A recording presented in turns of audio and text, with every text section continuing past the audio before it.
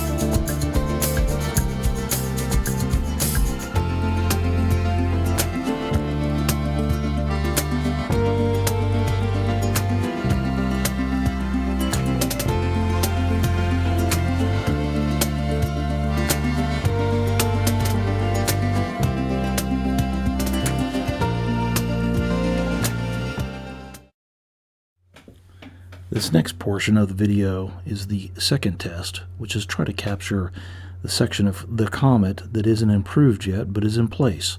It's not have any concrete. It's all grass, rock, and mud.